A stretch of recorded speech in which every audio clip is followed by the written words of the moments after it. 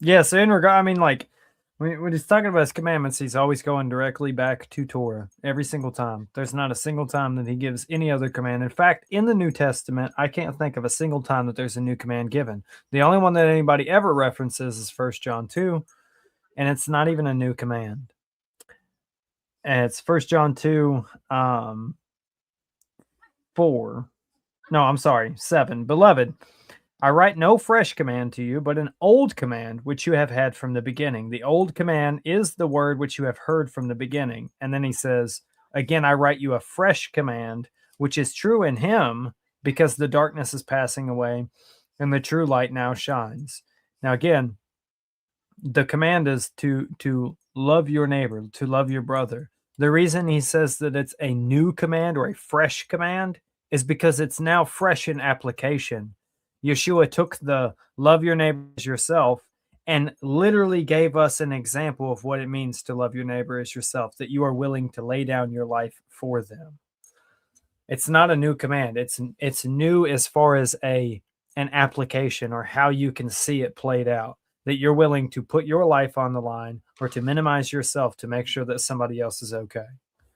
There we go. Other than that, there's no new commands that are given. So every time that a command is given, it's directly from the law of Moses. So if you want to say that we don't have to follow the law of Moses, then you're literally throwing out all of what Yeshua said, all of his commands. Just pitch them out the window because we don't have to do it anymore because it is the law of Moses. Yeah.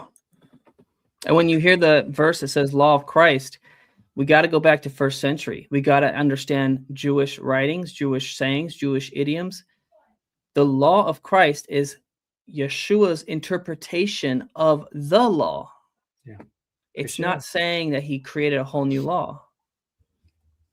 And when he says, you have heard it was said, and I say to you a new commandment, he's giving you a new interpretation of the same commandment. It's his interpretation. Yeah. Okay, that's what a rabbi does. A rabbi gives you his interpretation of the commandments. In the first century, there was two schools that were rivals. One was very strict. One was more on the chill side. But they were both keeping Torah best of their ability and their interpretation. School of Hillel, school of Shammai. You got other people like small little pockets of Jews who are taking things much further, like the Ebionites. Yeah. And that's their interpretation of the same law. So who are we doing? Who are we following? Oh, rabbi this, rabbi that. Okay, I follow Rabbi Yeshua and his interpretation of Torah, which is his burden is easy, his yoke is light. He doesn't sit there and count how many times I flip the light switch on Shabbat.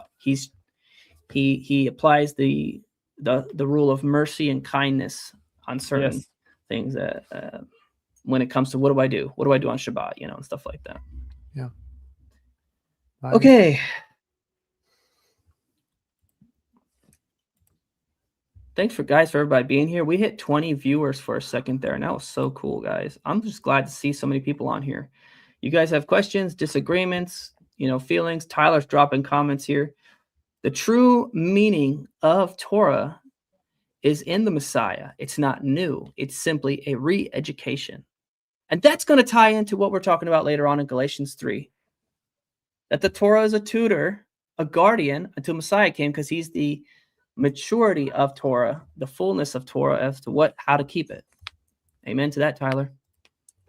Alrighty, y'all. Let's continue.